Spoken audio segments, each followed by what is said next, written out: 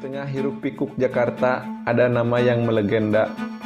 Hercules bukan dari mitologi Yunani, tapi dari jalanan Tanah Abang. Bagi banyak orang, dia adalah simbol kekuatan, tapi bagi sebagian lainnya, dia adalah contoh bahwa manusia bisa berubah. Ini adalah kisah nyata tentang kekuasaan, kekerasan, dan harapan. Hercules Rosario Marsal lahir di Timor Leste di tengah konflik berkepanjangan. Masa kecilnya penuh luka, kehilangan, dan kemarahan. Saat remaja, ia ikut dalam operasi militer Indonesia, membawa luka perang ke tengah kota. Setiba di Jakarta, Tanah Abang menjadi salah satu tanah baru bagi seorang anak muda yang tidak punya apa-apa, kecuali keberanian dan ketangguhan untuk bertahan hidup. Hercules mulai membangun jaringan dari mulai penguasaan lahan parkir, lalu masuk ke pengamanan ilegal dan pengaruh politik Indonesia. Ia dikenal karena loyalitas terhadap militer dan pendekatan keras kepada musuh. Nama Hercules menjadi sinonim dengan kekuasaan jalanan. Tanah Abang saat itu bukan hanya pasar, tapi wilayah kekuasaannya. Kalau dulu dengar nama Hercules, kami langsung minggir. Dia bukan orang biasa, ucap seorang warga. Tapi di balik kekerasan itu, ada struktur, ada strategi. Premanisme bukan semata kekacauan, tapi juga organisasi. Dunia jalanan tidak stabil. Saat konflik kepentingan meningkat, Hercules kehilangan wilayahnya. Ia ditangkap beberapa kali, terlibat kasus hukum, dan sempat jatuh secara finansial. Tapi titik jatuh bukan selalu akhir. Di tengah keterpurukannya, Hercules memutuskan untuk berubah. Ia mulai terlibat dalam kegiatan sosial, membuka yayasan, membina anak jalanan, dan yatim piatu. Dari penguasa jalanan, ia mulai disebut Abang Pembina, sebuah ironi atau mungkin bentuk nyata dari pertobatan manusia. Saya sudah capek hidup gelap, sekarang waktunya bantu orang lain yang masih tersesat, ucap Hercules dikutip dari sebuah media. Hercules bukan pahlawan, ia bukan juga penjahat sempurna, ia adalah manusia dengan luka pilihan dan perubahannya.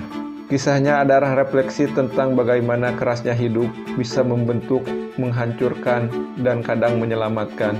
Dari kota seperti Jakarta, sosok seperti Hercules menunjukkan bahwa bayangan masa lalu bisa menjadi cahaya bagi masa depan.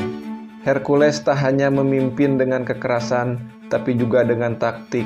Ia dikenal memiliki sistem, siapa menjaga apa, siapa bertanggung jawab atas keamanan, siapa diberi bagian. Di tengah bayang-bayang hukum, ia menciptakan ketertiban jalanan versinya sendiri. Dia punya prinsip kalau anak buahnya menyakiti warga, bisa dihukum sendiri.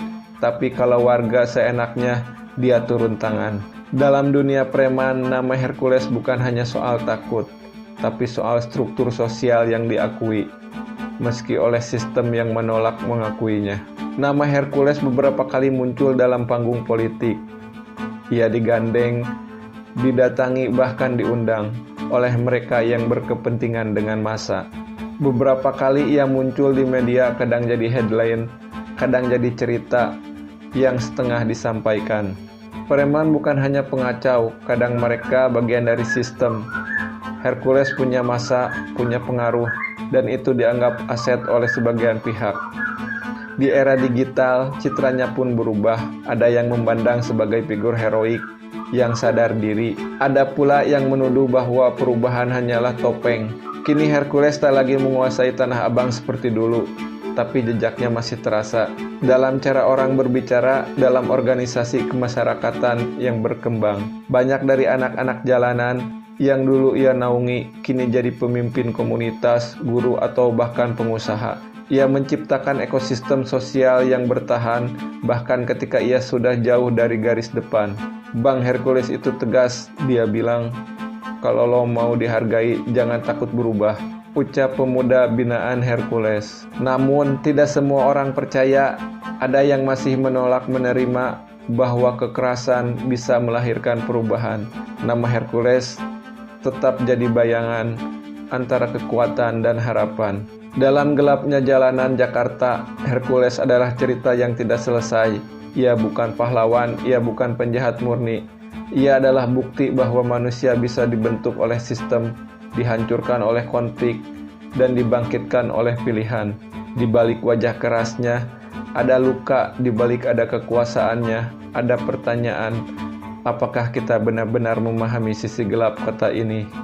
Atau kita hanya memilih untuk menutup mata? Hercules adalah legenda yang tak pernah benar.